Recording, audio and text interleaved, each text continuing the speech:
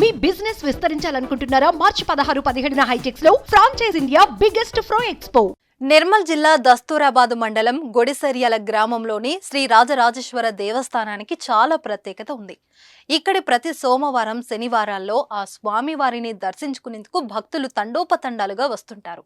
తెలంగాణ, ఆంధ్రప్రదేశ్, మహారాష్ట్ర, ఛత్తీస్గఢ్ రాష్ట్రాల నుంచి కూడా భక్తులు పాల్గొంటారు.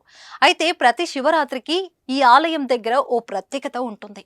ప్రత్యేక సాక్షులు చెప్పిన విషయాలు ఏంటో ఇప్పుడు తెలుసుకుందాం.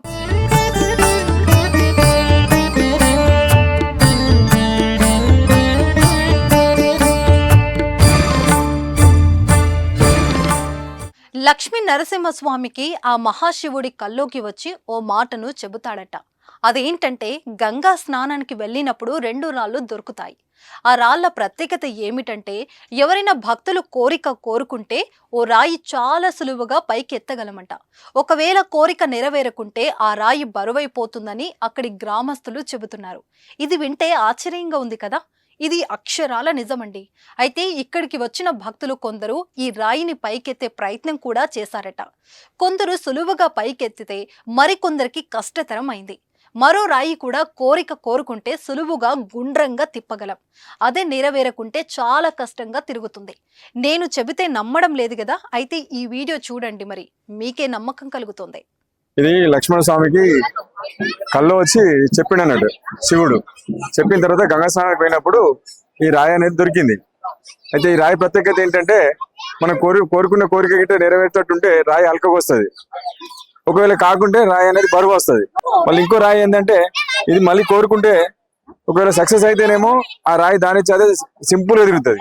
ఒకవేళ కాకుంటేనేమో రాయి బాగా హార్డ్ గా తిరుగుతుంది. ఎలాంటి సమస్యలున్నా, భార్య భర్తల మధ్య సంతానలేమి, అప్పుల సమస్యలు, ఇలా ఎలాంటి సమస్యలున్నా కానీ ఇక్కడికి వచ్చి ఆ నీలకంఠుని దర్శనం చేసుకుంటే అన్ని తొలగిపోయి సుఖ సంతోషాలు కలుగుతాయని ఇక్కడికి వచ్చిన భక్తులు చెబుతుంటారు. చాలా మంది ఈ ఆలయానికి రావడానికి ముందు అనేక సమస్యలతో ఇక్కడికి వచ్చినట్లు, ప్రస్తుతం ఆ సమస్యలన్నీ తొలగిపోయినట్లు కూడా చెబుతున్నారు. ఇంకో ప్రత్యేకత ఉందండోయ్. మహాశివరాత్రి రోజు ఆ పరమశివుని పార్వతి కళ్యాణం సమయంలో ఓ నాగపాము అక్కడ ప్రత్యేకంగా నిలుస్తుంది.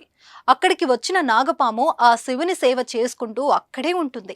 ఆలయానికి వచ్చిన భక్తులను, పూజారులను ఎవరిని ఎలాంటి హాని తలపెట్టకుండా ఆలయంతో తిరుగుతూ మళ్ళీ వెళ్ళిపోతుందట. ఇలా ప్రతి శివరాత్రికి నాగపాము ప్రత్యేకంగా నిలుస్తుంది. ఈ అద్భుత దృశ్యాన్ని చూసేందుకు భక్తులు తండోపతండాలుగా ఈ ఆలయానికి వస్తారు.